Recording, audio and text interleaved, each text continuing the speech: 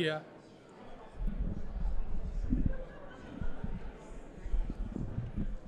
I mean, I guess it's in their face, but It just when it's over here, it doesn't do them any good.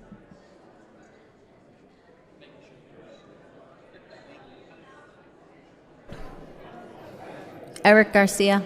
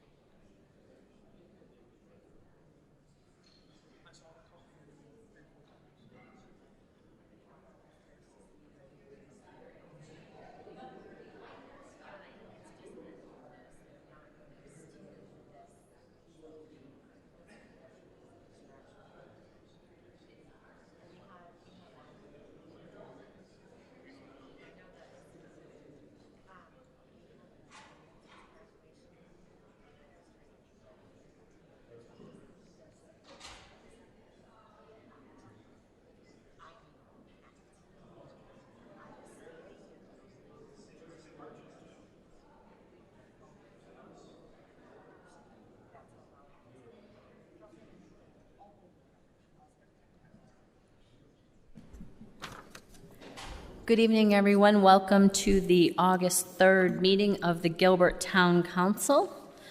Welcome to the Public Safety Training Facility, which we proudly opened in May of this year. The primary purpose of this facility is to provide training for our public safety first responders in police and fire. As some of you already know, the construction on our Municipal 1 building is about to begin. While it is ongoing, we will be meeting here in this auditorium space for approximately 1 year. We're so excited to welcome you to this new facility for the next year. You will note that the main public entrances and exits are through the middle and eastern doors in the back of the room. The podium for public comment and staff presentation is located toward the front of the room at the bottom of the ramp right down here. Please note we'll establish the time provided for public comment, and you will see a timer on the counter to aid you in the management of that time. Comment cards are located in the lobby. If you have any questions, please feel free to ask any member of our team. We also encourage you, if you are interested in participating in a public open house scheduled for August 14th, there's a sign-up online to register for that event. Again, welcome to the space. We're glad to have you here. I will go ahead and call this meeting to order and invite Councilmember Anderson to lead us in the Pledge of Allegiance. You'd all rise and join me in the pledge, please. I pledge allegiance to the flag of the United States of America and to the republic for which it stands, one nation, under God, indivisible, with liberty and justice for all. Next, I would like to invite Dr. Dan Mooney of the Elliott Road Baptist Church to perform the invocation for us this evening. Let us pray. Our Father in heaven, we are thankful that we have the privilege to come before you. We are grateful that you are the one who established human government. And we are grateful that you allow us to live in a land and a nation that gives us the freedom to elect our public officials. We pray for these public officials this evening as they consider the matters that relate to our community. We ask that you would grant them your wisdom, your guidance, and your direction. We ask these things in Christ's name. Amen. Amen. Thank you, Dr. Mooney. Thank you for being here. I would like to ask our town clerk to please conduct the roll call. Mayor Bridget Peterson. Here. Vice Mayor Jan Kaprowski. Here. Councilmember Scott Anderson. Here. Councilmember Lauren Hendricks. Present. Councilmember Scott September. Here. Councilmember Kathy Tilkey. Here. And Councilmember Amy Yenthis. Here. A quorum is present. Thank you. Next, we have our presentations and proclamations. There is one listed on your agenda this evening. The second one we will continue to a future meeting as Bree was not able to join us this evening. Now I will pass this to our Vice Mayor and ask her to handle communications from citizens. Thank you, Mayor. Our communications from citizens is our chance for our citizens to identify for the town matters of interest or concern related to town government that are not on the printed agenda. Under the provisions of Arizona Open Meeting Law, we are prohibited from responding to issues that have not been properly noticed. Therefore, we are listening, but we cannot respond to you beyond thanking you for your comments. When your name is called, please come forward to the podium. You'll need to walk all the way to your right and down to the podium here. You are expected to observe common standards of decorum and courtesy. Personal attacks, political speeches, or threats are inappropriate in this forum and will be grounds for ending the speaker's time at the podium. We have 5 speakers tonight, and each will receive 3 minutes. There is a countdown clock at the table here near Patrick Banger. Our first speaker will be Sandra Avery, followed by Brandon Riff.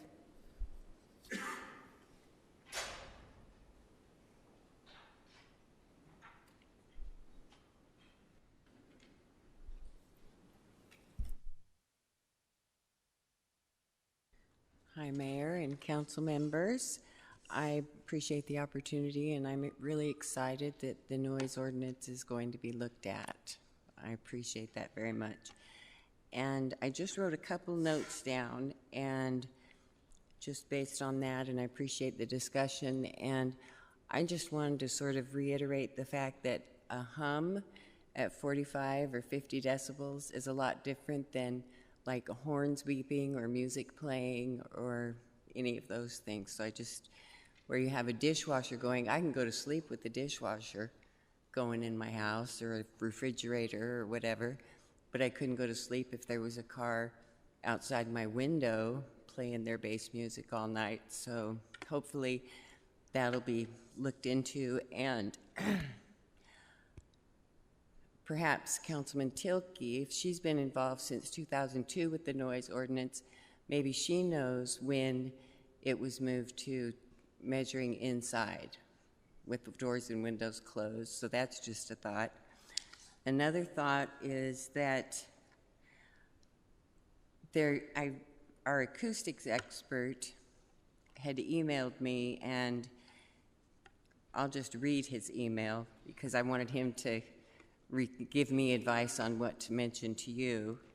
He said they need to separate zoning noise code to address long-term noise impacts. Zoning noise issues should be monitored by professionals, not enforced by the police department.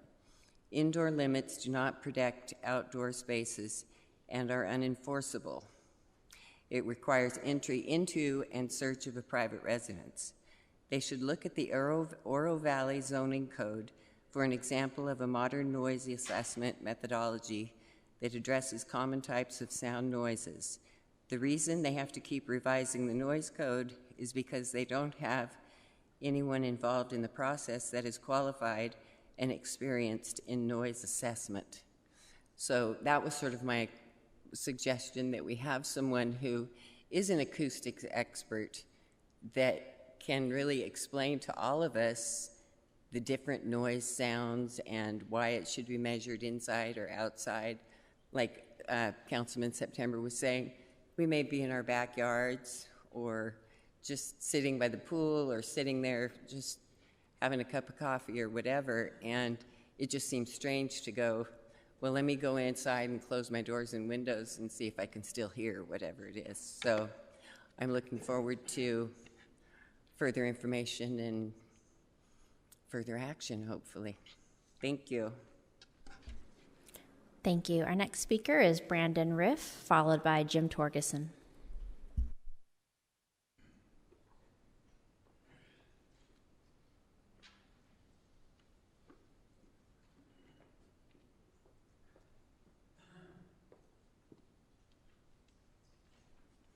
Good evening.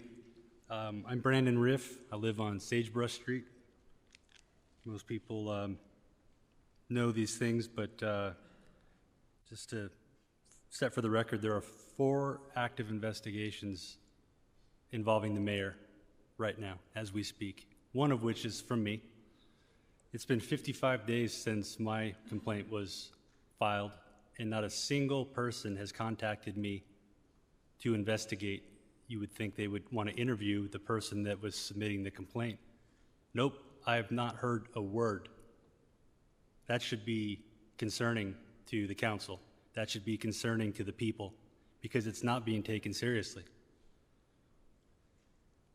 I was at my office a couple months ago, and I had a phone call from a town employee who wanted to speak with me. I didn't know this person. He didn't know me.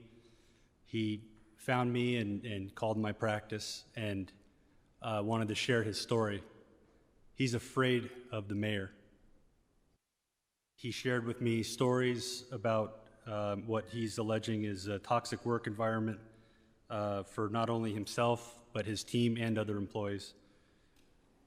Things such as labeling him as a spy, stating that the mayor is going to make town employees' lives a living hell, in reference to the employees of the Gilbert Digital Government Team, the folks responsible for that beautiful logo there. Retaliation and acts that demonstrate favoritism and discrimination in disparaging town employees. Also allowing her husband to post sexually suggestive content on a Facebook page dedicated to the town-sponsored wellness group. Roses are red, violets are blue. Jeep should be topless, and so should you. And the mayor was responsible for moderating this group and its content. Now we have an HR complaint from an employee. That's how we got this. So it seems to me like a pattern of behavior. It demonstrates that you're unfit to serve. You're putting the town at risk, and honestly, it's embarrassing. I am sick and tired of seeing, what do we have, 10, 12 articles now? People are saying, what's going on over there in Gilbert? What's going on with their mayor? Other than Cuomo, you're the only person that I've ever seen that wouldn't step down in a situation like this. I think you should consider the distraction. I think your fellow council members are tired of it. I know they're tired of it. I'm tired of it. Please think about the town and do the right thing. Thank you. Our next speaker is Jim Torgeson. Would all presenters also state their name and place of residence? Mayor, Council, I'm Jim Torgeson. I live on Birch Street in Gilbert. Kind of hard to follow that a little bit. Jim, you need to step forward a little bit. We can't hear you. Thank you. I'm disappointed in the entirety of the council. Why? You have section 1.90, disorderly conduct, fine, and expulsion. I suggest you read it and decide if this is the image you want for the town of Gilbert. Unfortunately, there's behavior unbecoming to an elected official, multiple ethics complaints, investigations into pay for play. The Republican Party is distancing itself, racial complaints. God forbid you read anything from Ellie Harper. Work environment complaints. Gilbert's been turned into a sideshow circus. While asking members to abandon personal, political, religious, and moral standards to be viewed as woke, she has brought a negative attention from those same groups. Years ago, some of you on this council opposed Mayor Berman for some similar reasons, but at least he wasn't seemingly guilty of ethics violations. The joke is that hashtag Gilbert Kindness doesn't apply if you're a black female seeking to run for office. That one is called a liar, and no effort has been to rectify that. There has been no effort to reach out to this woman to explain maybe something's misunderstood, maybe somebody didn't mean something, maybe somebody misspoke. No one cares. They'd rather call them a liar publicly and move on to disparage her. She doesn't seem to deserve respect. She's dismissed as a liar by someone who wants us to trust her judgment. Judgment includes those multiple ethics complaints, optics of favoritism with no effort to correct those, the optics of racism, the optics of quid pro quo, the optics of hostile work environments, the optics of a poorly run high school clique council. The mayor won't fix it. I'm asking you to fix it. Figure out how you want to be perceived as a town council. The last thing I need to think of is that people are awarded contracts because they're political consultants that worked on the mayor's campaign, awarded $17,000 to do a phone poll, and they don't even do phone polls. It's just enough. We would like to have closure on investigations into sign investigations that slandered her opponent, that were run by her political ally. I would like this to stop being a sideshow circus. It's just beneath this town. Thank you. Our next speaker will be Chris Lineberry, followed by Larry Hahn.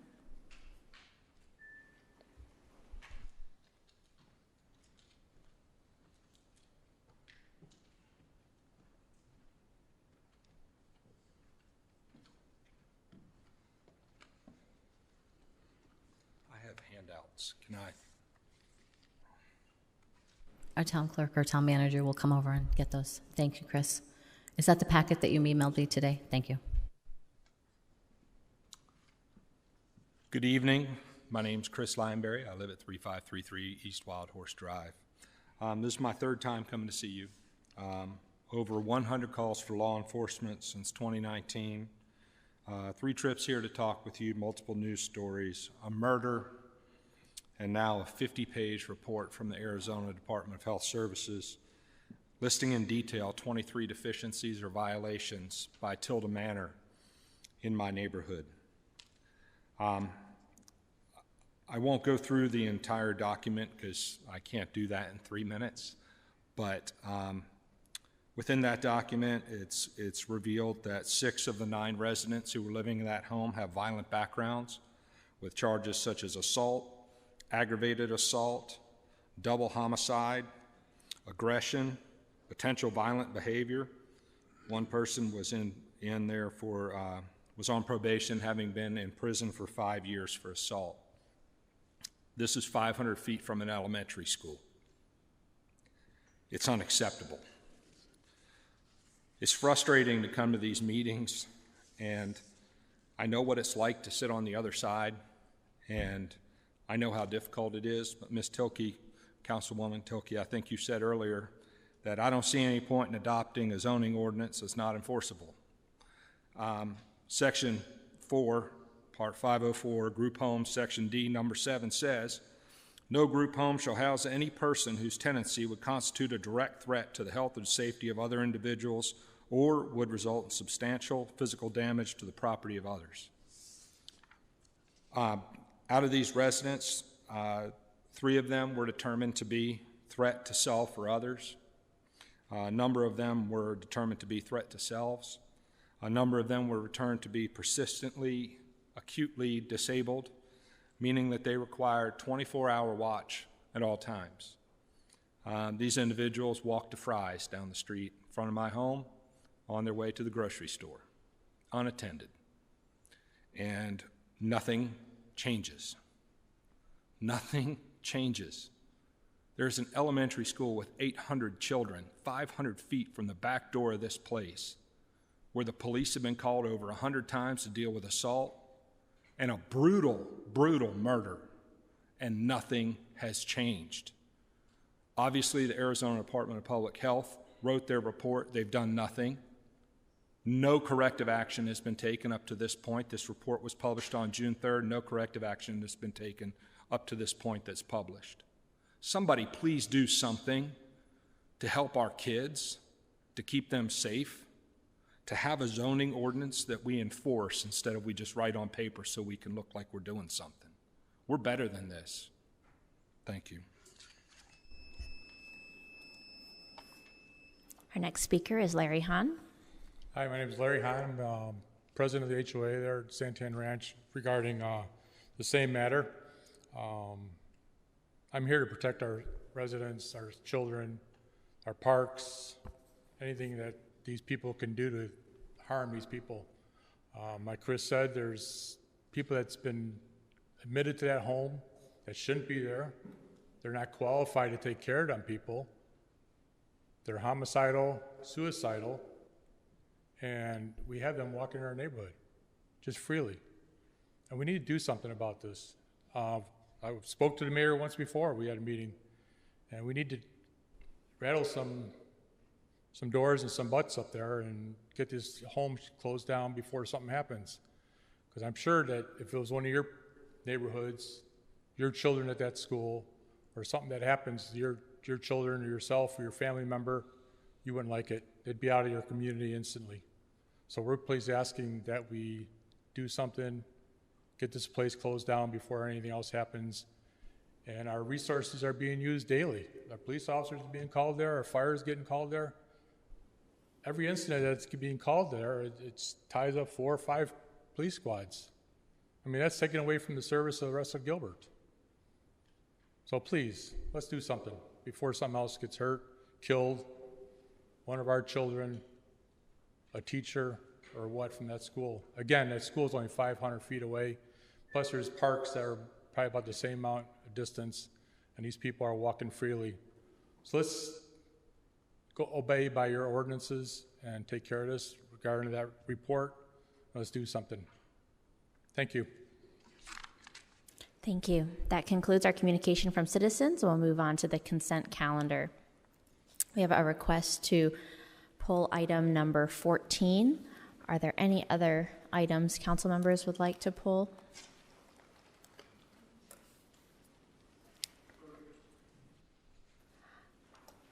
May I have, okay, we have to do it a little bit differently since we're in this situation and we don't have our voting buttons. So Please say aye if you, could we have a motion to approve items 3 through 13, 15, and 16? So moved. Second. Please say aye if you're in favor. Aye. Aye. Aye. Please say nay if you're opposed. Motion passes unanimously. Councilmember Yentes? Yes, so I pulled this item. I had a quick question of legal. Obviously, I appreciate the work that's been done to try to make taxpayers whole on this particular issue and reaching kind of a reasonable agreement between the parties. Does this particular settlement prohibit us from pursuing debarment from this particular vendor?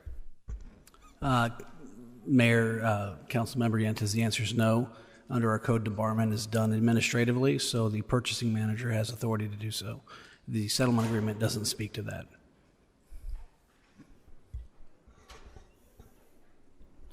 Mayor, I didn't understand a word of that. I'm sorry. So I didn't hear the question and I didn't hear the answer. Let me see if I can sum it up. Councilmember Yentes asked if the settlement would allow us to do a disbarment, and Chris Payne commented that it does not preclude us from doing a disbarment, that can be done at procurement. They're very sensitive. At the procurement level within the town, so that doesn't have to be done by the council or as a vote. Yes? So, Mayor, if I'm understanding, then would that be part of the motion that we would do that, or does that need to be a separate action? Councilmember Tilkey, that's an administrative act that the town purchasing manager would look at and consider and take. So it does not require council action. To that point, is there a pathway for the council to weigh in on that and take that as an action of pursual? Councilmember Yentes, the question is whether that's an action the council can take. I think under the code's clear that that's an administrative act that is done by, the authority has been granted to the town purchasing manager to look at disbarment suspensions of town vendors. Thank you. Any further discussion on item 14? May I have a motion to approve item 14? A motion to approve item 14. Second.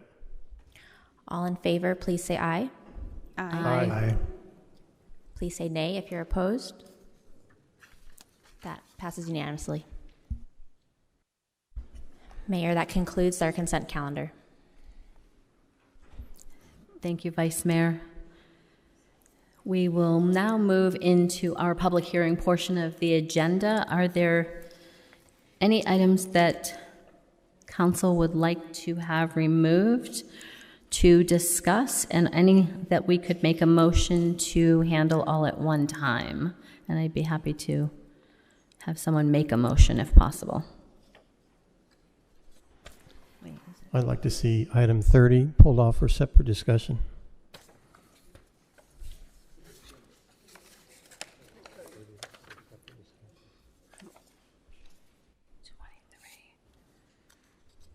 Do you need a motion then, or you have to? I'm sorry. I just wanted to take 1 second to look through the slips. It looks like we have a couple requests to speak on 30, but we also have one on 23 if necessary.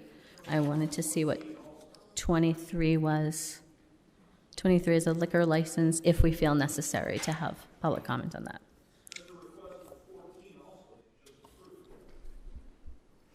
Item 14 is on the consent calendar, thus we don't accept public comments.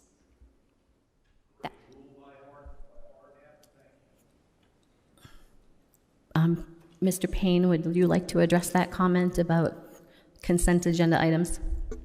Yes, Mayor. So under our code and state law, that our code provides a right for communications from citizens portion of the meeting, which we've had.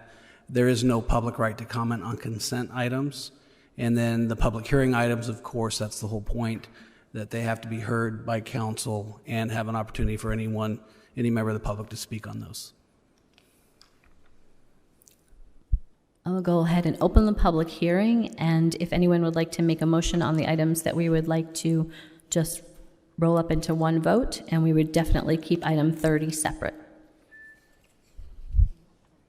Were there any other public comments for any of the other public hearing items? Requests? That's what I'm asking. Does anybody want to pull any of those items? I don't have any cards on anything except 30. That's what I was asking. So the rest could be wrapped up into one vote. I know it's been 6 weeks, so we haven't done this for a while. We're trying to get back into the hang of things. Okay, so motion to approve items 17 through 29. I have a motion by Councilmember Yentes. Second. Second by Councilmember September. All in favor signify by saying aye. Aye. All opposed say nay. Motion carries 7-0. We will now move on to item number 30 on our agenda. Chris Payne, would you like to introduce this item, please? So, Mayor, Council, this item is some proposed changes to Division 3 of Article 2, Chapter 1 of the Town Code. It deals with the order of proceedings for the council, talks about regular meetings, special meetings, study sessions, and then gets into the actual order of matters at council meetings.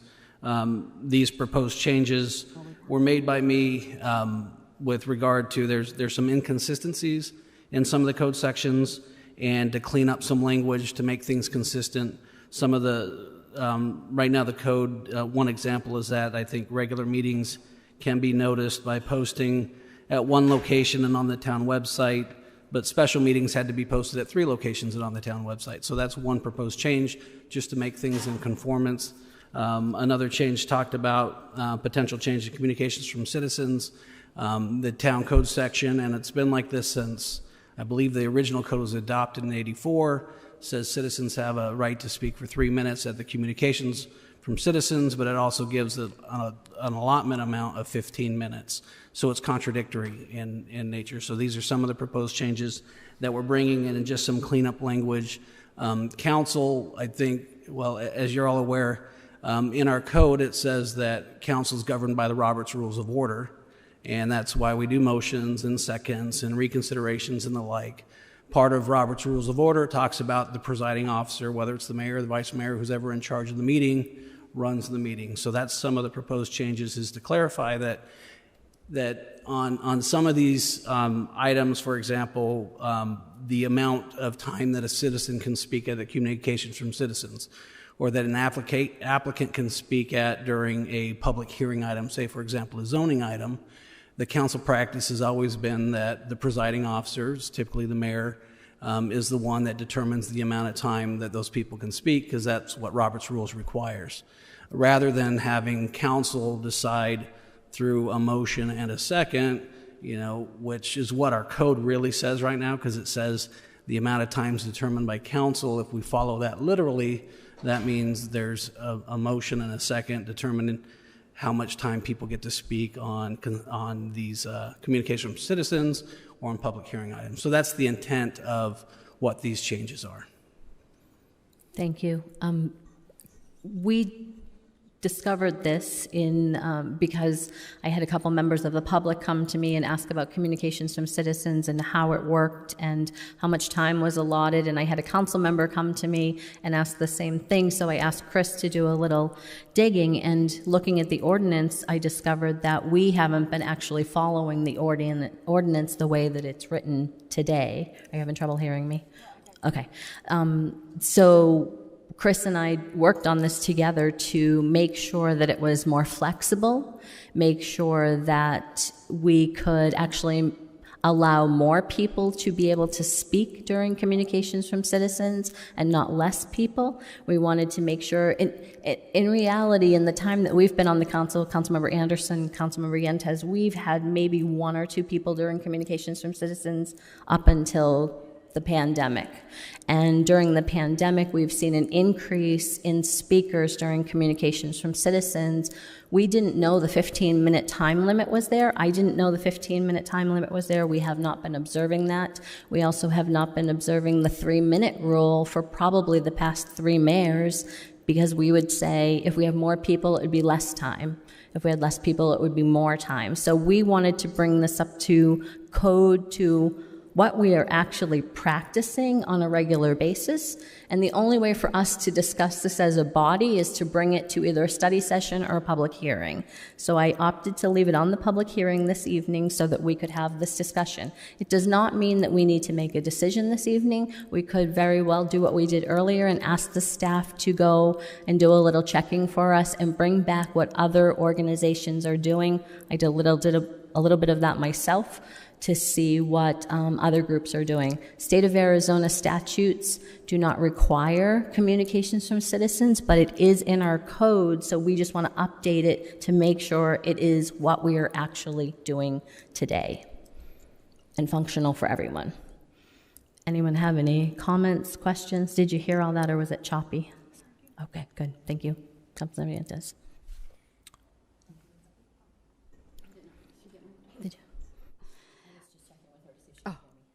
Thank you. Thank you for bringing this forward, because we're not currently following our code, so we do need to look at that. And I think, as Chris mentioned, it hasn't been looked at since the 80s, so there's always room to improve some of the language.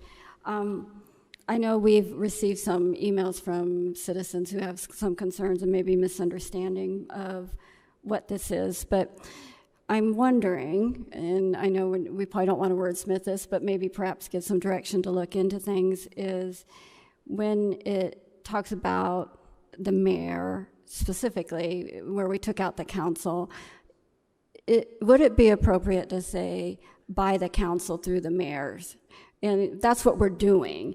The mayor asked, we have this many speakers, and she says, are you okay if we do 2 minutes or 1 minute? And we kind of all nod, and we're ready to move forward. So the council is engaged in that conversation every time we get into a situation like this. So that might be one way to address concerns that citizens have, that the council is being removed, and I don't think that's the intent. Currently, there's a 15-minute limit for, I'm assuming, each item, and if it is 3 minutes each, you only get 5 speakers for that item. And I think what we've been trying to do is allow time so that you have as many speakers that want to speak as possible, but there are times when it's better to have a spokesperson speak longer.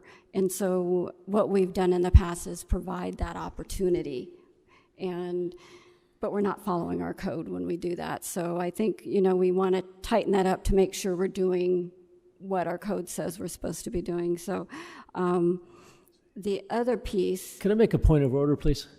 Part of our discussion here is that we want to bring ourselves into conformance with Robert's Rules of Order. I believe Robert's Rules of Order would dictate that public comments should precede council discussion, so that we can address public comments. I'm fine with that. So, sorry, Councilman Tilke, I didn't mean to interrupt you. Oh, but that's fine. I thought she was asking for comments, so thank you. Sure.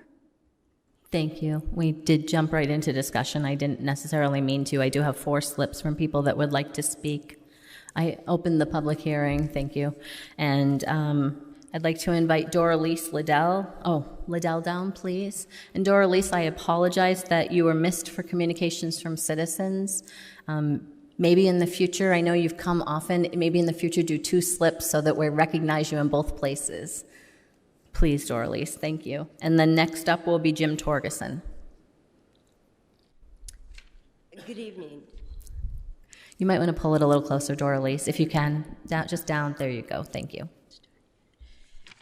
Good evening, Mayor, Vice Mayor, and council members. I did fill out the proper procedures in this for communication through citizens, which just took 10 seconds of my time. But my name is Doralise Michelle Liddell, Gilbert resident. I would like to discuss the changes in the 3-minute rules as it relates to the public meeting process. I've been attending numerous council meetings, planning commission meetings, redevelopment commission meetings, and have spoken frequently. It's extremely difficult to speak in front of council, and I'm sure I can't communicate clearly, and I'd like to do that in an efficient manner, but it's very difficult when you have 3 minutes. Sometimes you limit to 1 or 2 minutes, which is extremely difficult. I also wondered why, out of the 260,000 residents, why aren't more people coming to speak and voicing their concerns? In the past 6 months, I've noticed residents coming to speak.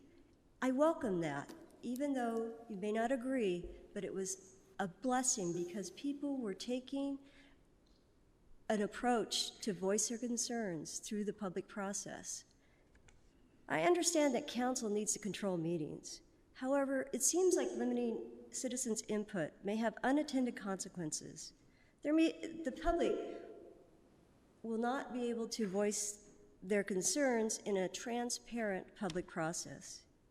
It seems as though it may silence public input, which seems to be happening in the United States. What would this lead to? The unintended consequences: negative social media, picketing, protesting, and pure frustration. Involved Gilbert residents have made Gilbert what it is today. I hope that council reconsiders the ordinance as presented in the 3-minute rule, and the 3-minute rule remains the same. I understand there's Robert's Rules of Order, but there's also community and there's also input. And part of the process when we elect our officials is that citizens would like to be heard. And so today with the other process where I wasn't heard, which was regarding the noise ordinance, which really affects me, I won't continue. So I hope that you reconsider. Even though things are not by the rules, sometimes you have to adopt an ordinance that is best for the community. It's best for all people, and then leave it at that. You can't follow the rules. It's easy to do. 3 minutes is enough. But thank you so much. I appreciate it. Thank you, Doralice. Jim Torgerson.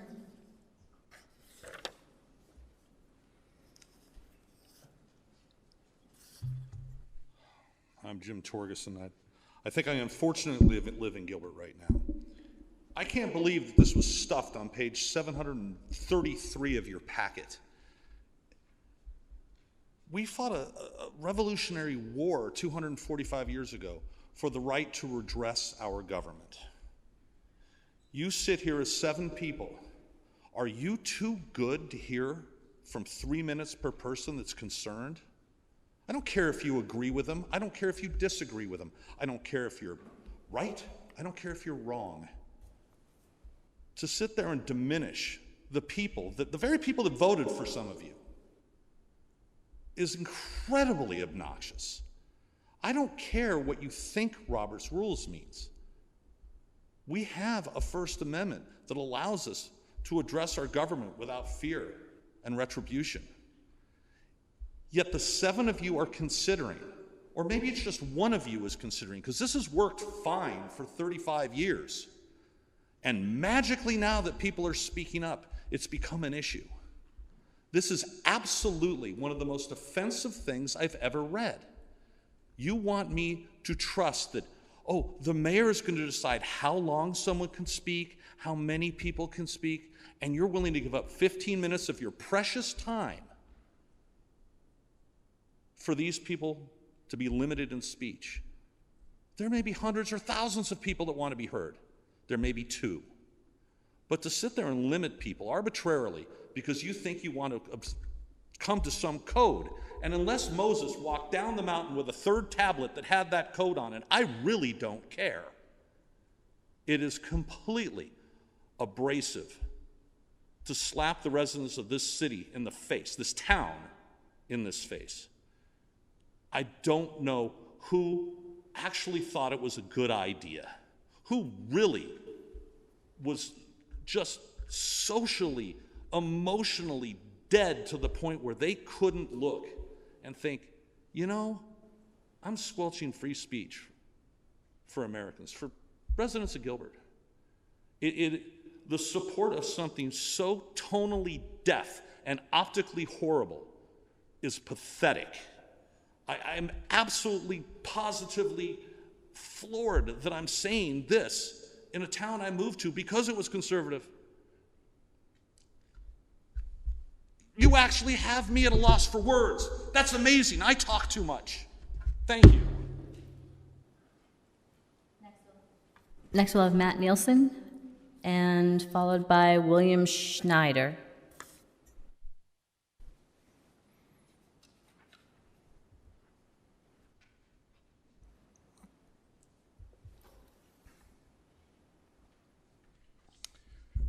Good evening, council members, Mayor. I appreciate you giving me a couple of minutes of your time. I'm here to talk about agenda item number 30 as well. I was able to read through the packet and read through the changes that were made, and I'd like to read you a statement that I've prepared.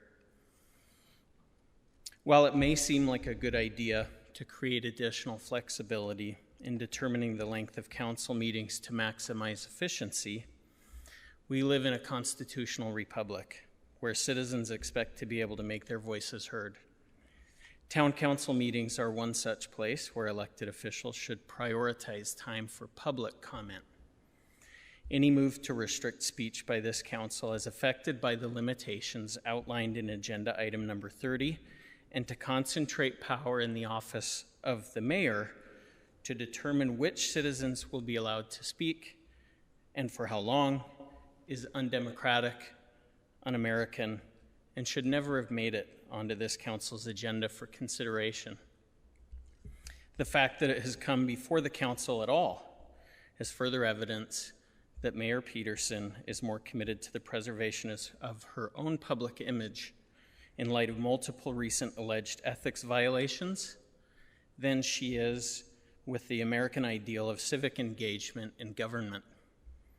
Even if it is standard practice to approach meetings in this way, as proposed, it's a terrible look for our town's top elected official to allow a consolidation of power to herself relative to the speech of Gilbert citizens when she is under heavy scrutiny for multiple serious allegations. I urge this council to vote these changes down. Thank you. William Schneider.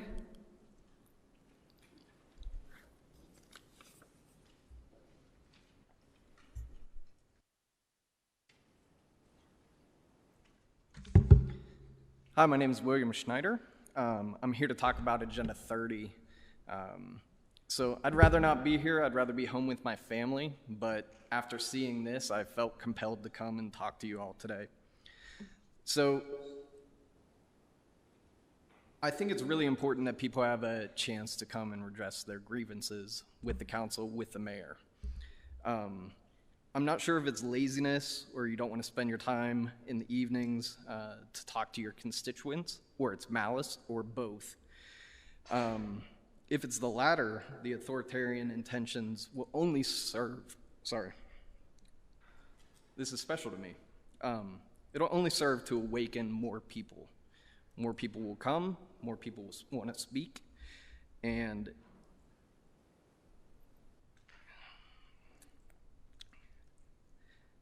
I have 3 minutes.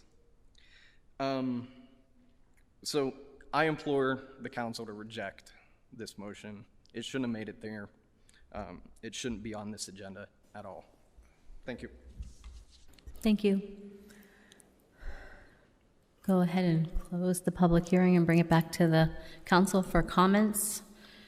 Councilmember Tilke, you were in the middle of some, if you'd like to continue. Thank you.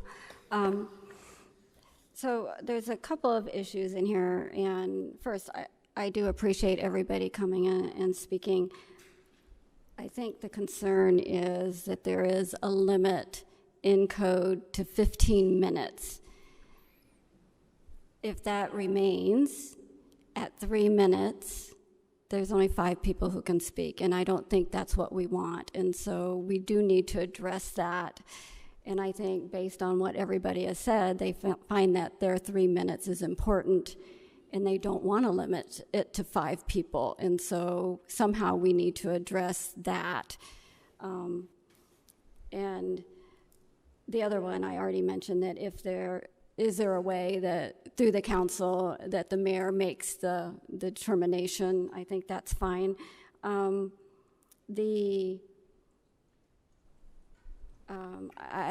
don't think it has to be in code that one person should speak. I think we offer that opportunity all the time. As the meetings get into midnight, sometimes the audience is tired as well and choose to allow somebody to speak. But beyond that, my biggest concern that I was really shocked hasn't been brought forward is Section 196. And if you read the last sentence of that, in code today, it says, any person violating any provision of this section shall be fined not more than $50. So this is if you disrupt a meeting, all right? And by imprisonment until payment of fine. Now again, this was written in 1984. I have no idea why that was written, but to do nothing, we currently have a code that if somebody in the audience disrupts the meeting and are evicted from or ejected from the council chambers in custody of the police, they will be imprisoned until they pay a fine of whatever that is. Now, that's archaic, and that needs to come out. And I understand that people have come today and said, don't do anything and keep a code in place. Again, a code is to be enforced, and if somebody was ejected, our police officers would have no recourse but to imprison somebody, and I think that that is not right. And so while I understand the concern of opening up the entire section, that definitely has to go away. So that's my input on that. I have no problem with 3 minutes as far as that goes, but to limit it to 15, again, will only allow 5 people to speak, and I'm not sure that's what the residents or that what we want. And so we are never, at least as far as I know, in all of our meetings, we have not sought a ways to reduce the amount of public input to us. And so I don't believe that was the intention from the beginning. So those are my comments. I'll leave it there for now. Thank you. Thank you, Councilmember Tilkey. Any comments? Yeah, Mayor, I have a comment. So the code was written 3 decades ago, and maybe some of the provisions in here were okay back then, but so many things have changed. The town has grown, the issues are bigger or different. We have social media and technology that helps bring people around issues and ideas. And I think it is incumbent upon council to hear the public. And I don't think 15 minutes is I don't know what time limit you would set or could set. I think it's really important that we hear everybody. And we haven't been following this code, and I'm glad we haven't, because we got to hear the residents on so many important issues, and it's critical to our democracy, to our town, that we hear from the citizens. So I just think we need to take a hard look at this a little further, maybe see what other jurisdictions are doing. I think someone recommended that here on the dais. But regardless of what other jurisdictions are doing, it's really important that we listen to our citizens.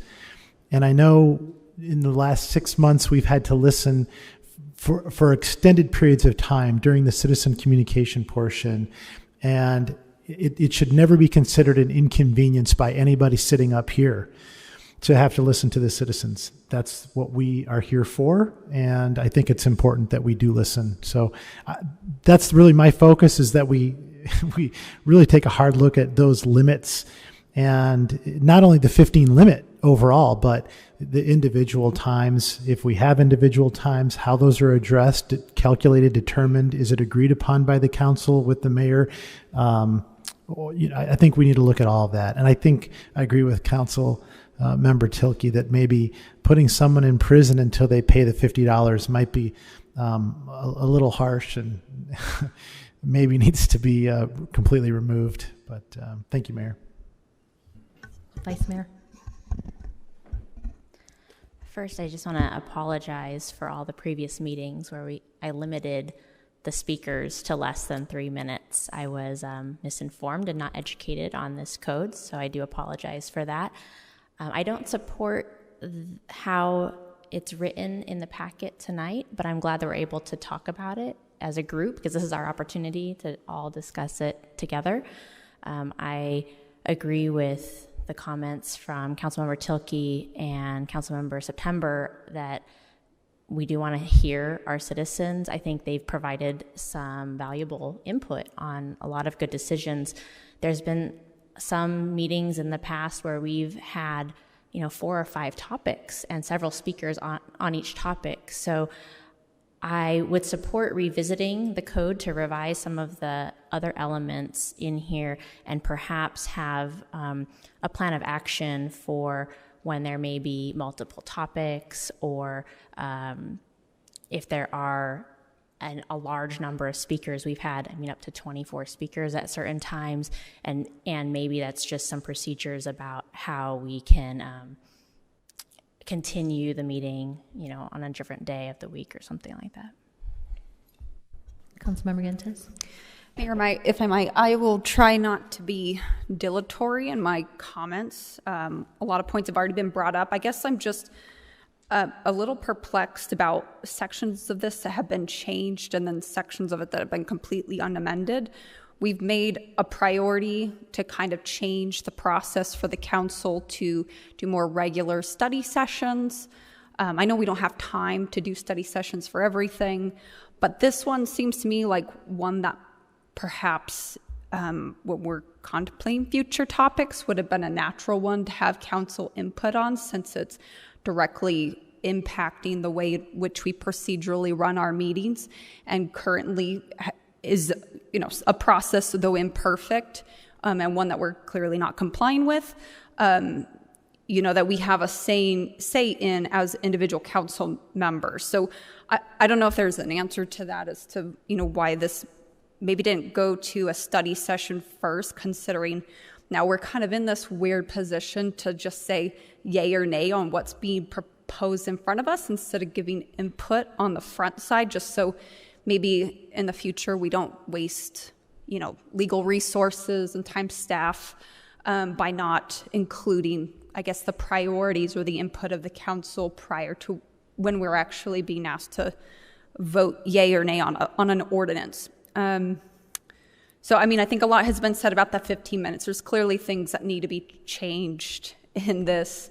I'm not sure why we prioritize some things and then some things that are glaringly need to be changed have been left unamended, but it doesn't sound like the support is there tonight to pass it in its current state. So I think hopefully there'll be an opportunity for us to further investigate this and everybody to put their input in before we make a decision on how we're going to run these public meetings. Councilmember Anderson. I'll be very brief. I'm not convinced that this is something that's broke that we need to fix, so I am supportive of let's look at it a little bit more. Let's table this or postpone it. Councilmember Hendricks. Did you call on me? I can't hear. Okay. I'm sorry. I've got a number of problems with this proposal.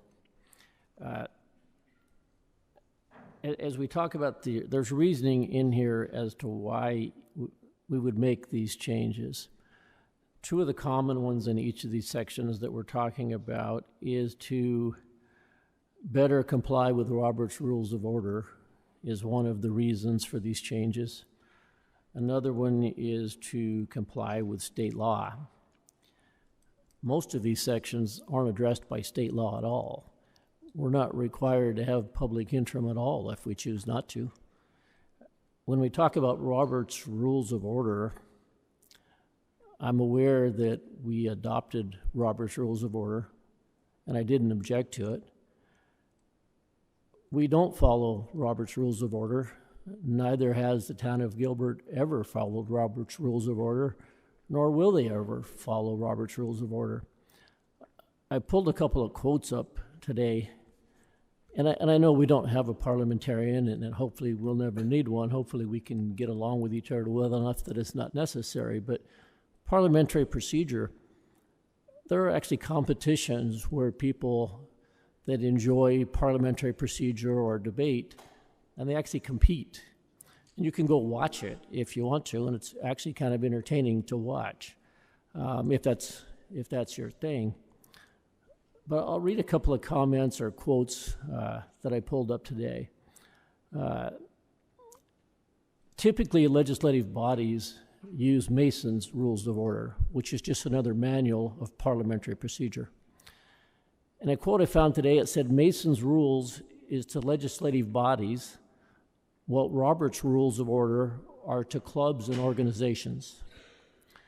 Robert's Rules were designed for civic groups and private clubs. Mason's was designed to deal with development of law and other issues and problems that arise within legislative bodies.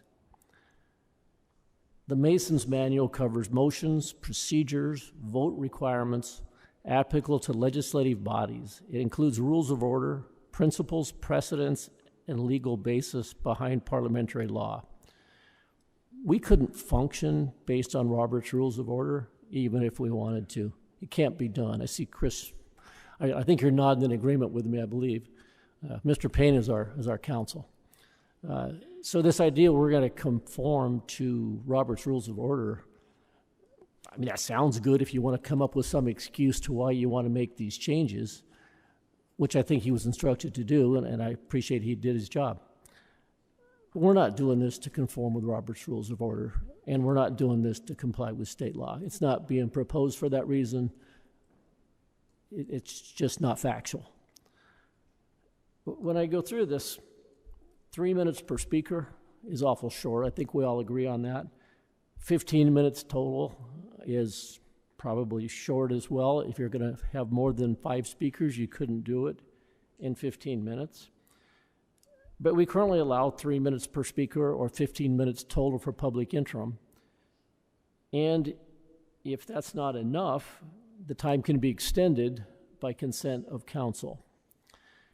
When we say we haven't followed that, because we have allowed speakers to exceed 3 minutes or exceed 15, if no one objected, the council did consent. You don't have to have a motion to extend it. If no one disagrees, council gave consent to whatever decision the chairperson or the mayor in this case made. We have what the code currently says, speaking of communication from citizens, says remarks shall be limited to a 3-minute duration unless additional time is granted by the council. The change is, such remarks shall be limited to a duration determined by the mayor. I am not willing to abdicate my responsibility that I was elected to carry out to the mayor. And it's no reflection on the mayor. We're not talking about Mayor Peterson. We're talking about Mayor Lewis, Mayor Daniels, Mayor Berman, any mayor. This code has been in place for 36 years. It's not just the current mayor. It has nothing to do with the current mayor. This is giving power to the mayor that the council currently holds. We've got several places here. There's probably no point in itemizing every one of them where it changes authority given to the council to authority now given to the mayor if we were to approve this.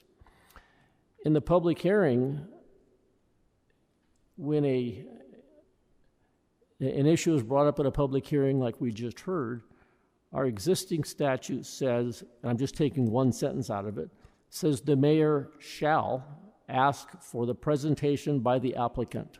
The person bringing the presentation, it doesn't give the mayor the option. It says the mayor shall ask for a presentation by the applicant.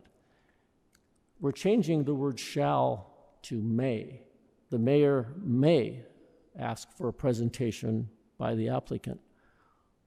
Why in the world would we want to give any mayor the authority to not allow the applicant of the public hearing to give a presentation? Again, this has nothing to do with Mayor Peterson. Why would you ever expect an applicant to come to a public hearing, and if a mayor didn't want to hear their presentation, the mayor has the option to not hear I can't even fathom how that could possibly come to be. I could go through every line here where we are voting as a council, and I'm shocked that any member of this council is supporting the idea of abdicating your responsibility. You were elected to function and make decisions. To abdicate your responsibility to the mayor or to the town manager or to anyone else, I have no words to describe it. My vocabulary is not big enough to even describe how I would feel about even the consideration that you would consider abdicating those responsibilities. Should we vote next that we'll just let future mayors make decisions and the other 6 members will just sit here because we're going to have their vote will count as 7? I don't even, how would this even come up?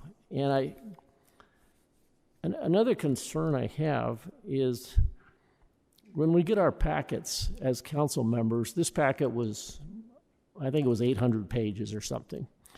And myself, I have a full-time job, and I think we had this packet for probably a week. And I started reading it about a week ago.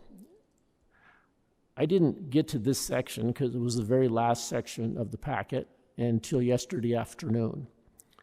And so when I got to it, every item on the agenda has a sponsor or someone that created it.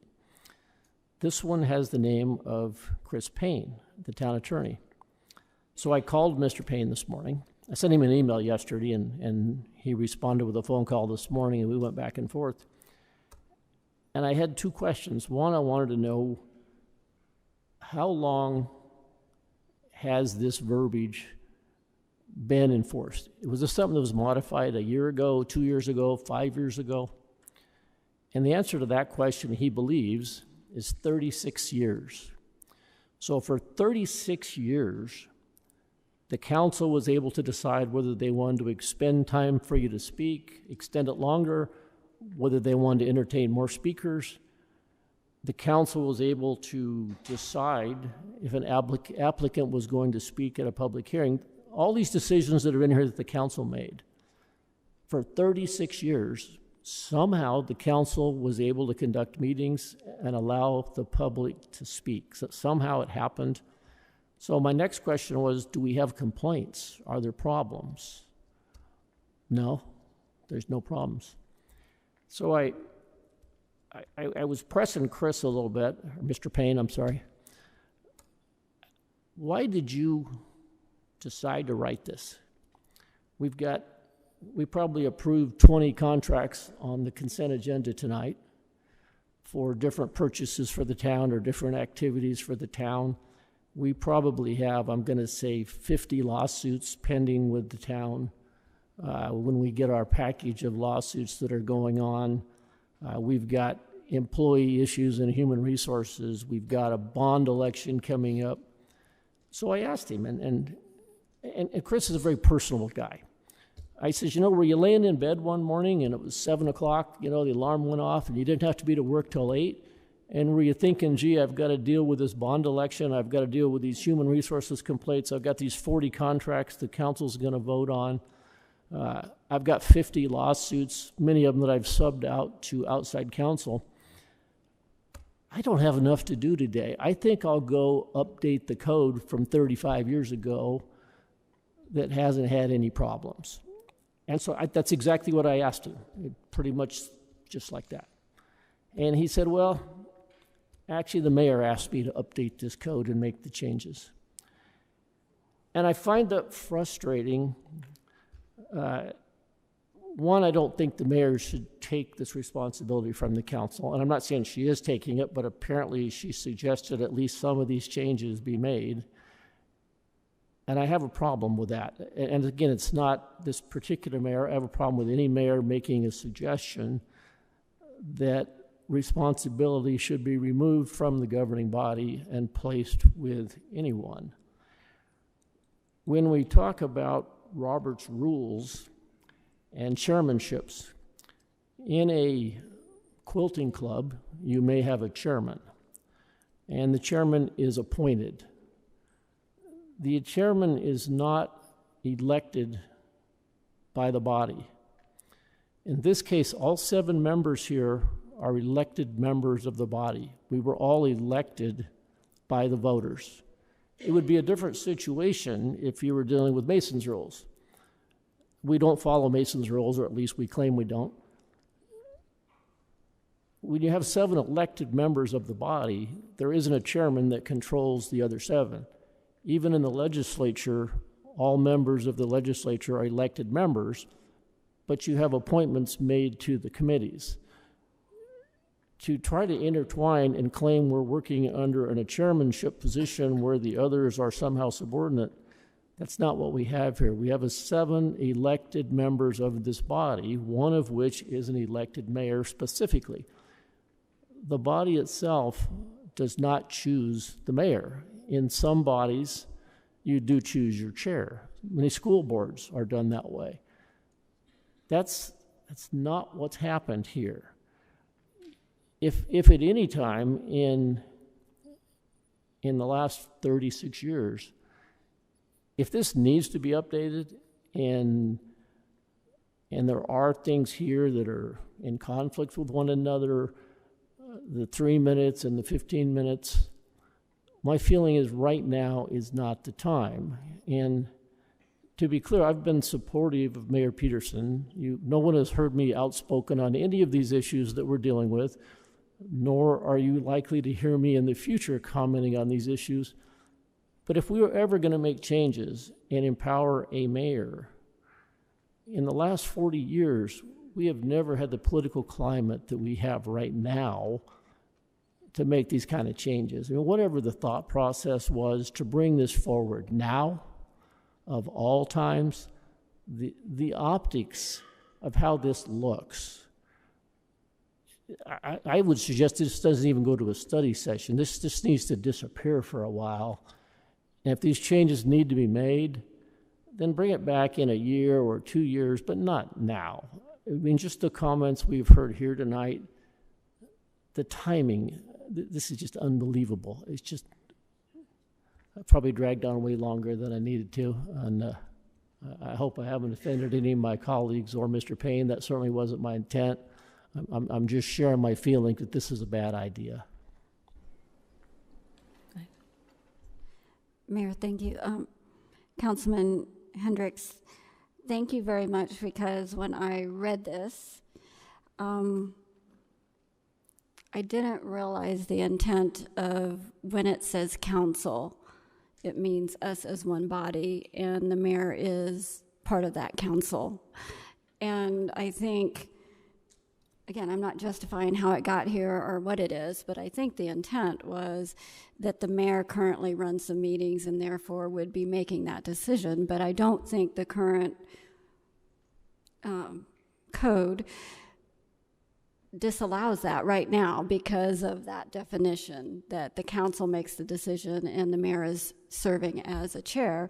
So in that case, she would not have to be, or he, whoever the mayor is at the time, would not have to be called out in this particular code, because it's implied that whoever your chair of the group is running that meeting and speaking on behalf of the council. So if I'm right, there isn't a need to cross out anything that says the council for the mayor, if I understood Mr. Hendricks right. So, and I don't believe that anybody here was releasing their duty to the mayor on this particular issue. I don't think that was the intent. And so obviously, I don't believe any of us are ready to vote on anything like this.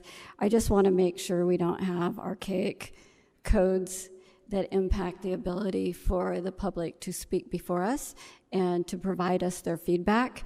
And in doing so, I want to make sure that we as council members are not in a position where we are not following our own rules. And so just to clarify, that would be better. So thank you. Any other comments? No. When I went to Chris Payne to discuss this, it was because I had had questions from a council member. I had had questions from members of the public. And so Chris looked into it. He came back to me with these recommendations, and we went through them line by line by line based on what we have been doing as a mayor and council for the past at least 10 years. The mayor makes the decisions. Actually, we have now passed the consent agenda to the vice mayor, so the vice mayor has been deciding how many minutes each person is allowed to speak during communications from citizens.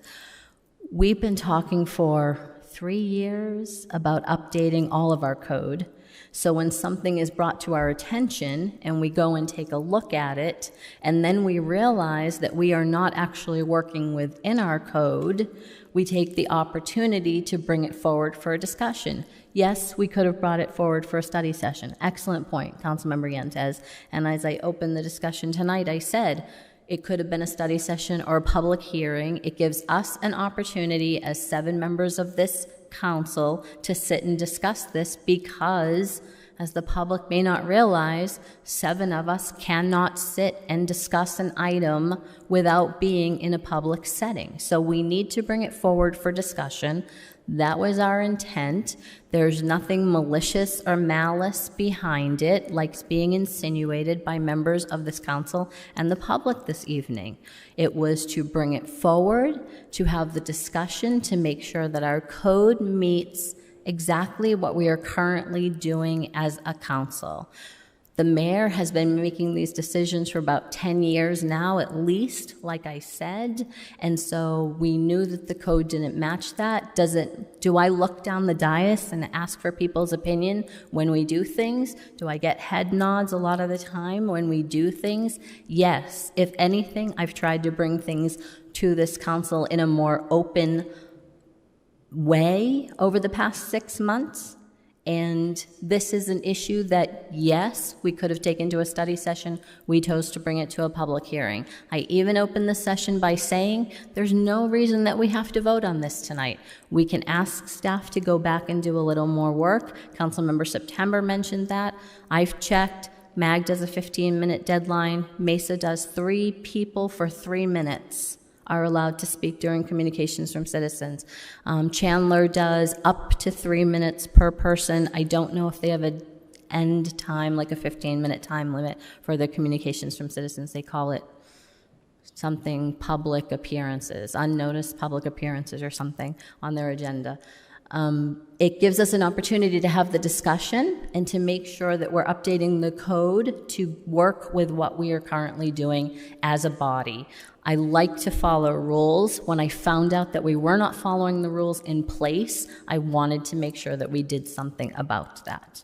I am very open to letting this go back to staff and saying, let's do a little bit more work. Let's table it to a future agenda. We can say table and it doesn't have to be a specific date. Is that correct?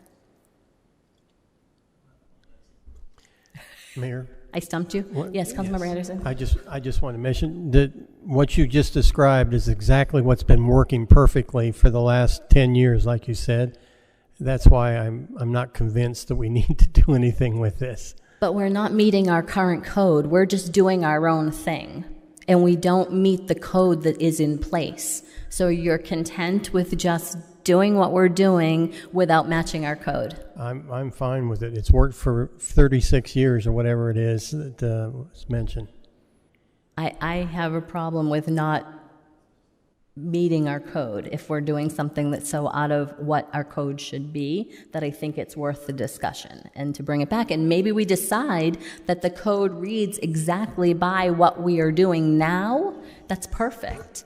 But we can't even decide that if we don't open the conversation. Yeah, I'd prefer that we codify what we're doing now. That's what I'd prefer. So we have to figure out exactly how to put that in writing, Councilmember Anderson. Yes. So we want to do a motion to continue to a date certain, that's fine. Or we could just table it indefinitely, whatever council would prefer. Yeah, perfect. Table it. We would like to table this item, and we can do some more work on that based on the conversations that we had here this evening to make sure we bring this code up to date. Thank you. Moving on to our administrative items, boards, commissions, and committees. Do I have any reports from council liaisons?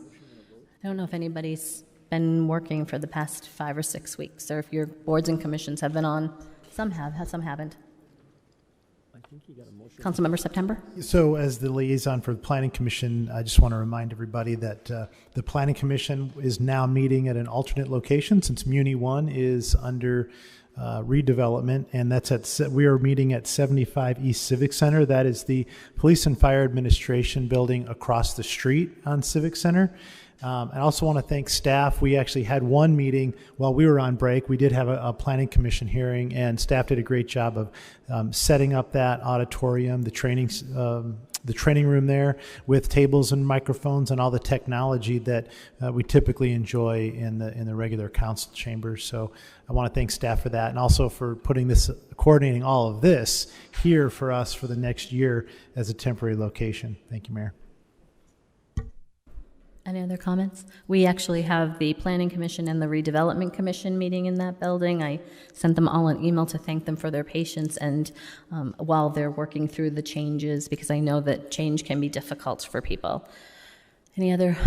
Thank you. We'll move on. We have no policy items or future meetings. Yes. Oh, I thought somebody said Mayor, sorry. Communications, we will go to a report from the town manager on current events.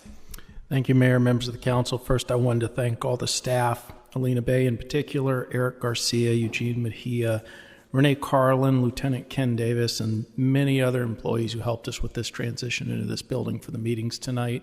There was a lot of work that goes in behind the scenes and a lot of little details. And I know we're working on some issues with the sound. It's got a little bit of an echo to it, but we'll hope to correct that ahead of the next meeting. But we appreciate their efforts. And next, I'd like to recognize Eric Zavalia, who is a building and fire inspection supervisor, who received the Award of Excellence, recognizing him for his dedication and hard work over the past year to the Arizona Building Officials Association, as well as his work here in Gilbert. It's a huge compliment when someone from our team is recognized by their industry peers at a statewide level. So congratulations, Eric, and we appreciate you. Thank you. Thank you. Any report from council on current events? No. Report from the mayor on current events. I want to congratulate the new members of the Gilbert Ambulance Transportation Division. It was amazing to come to this space and watch those new members be pinned by their family members or friends. This was a momentous occasion where those members were pinned with paramedic badge 123, etc., an EMT badge 123, etc. It was amazing to be here with them and watch that. We want to say a very big congratulations to all those from Arizona participating in the Olympics, and our very own Michaela Skinner for winning a silver on the vault, and Jade Carey, whose family watched her here from Gilbert, won a gold medal on the floor. I wanted to thank the team for all of the efforts to get us moved into this location. We had kind of discussed doing a council road show after the next year, if you will, and based on the items that we've had to put in place to be here every 2 weeks, thank goodness we opted to not do that, that we will be in a permanent location. It's wonderful to be here. I know the sound is a little interesting. We'll get better at that as these weeks go on. We will go ahead and adjourn to executive session and reconvene the regular meeting. Thank you. Oh, excuse me, recess the regular meeting and reconvene in executive session. Said it backwards.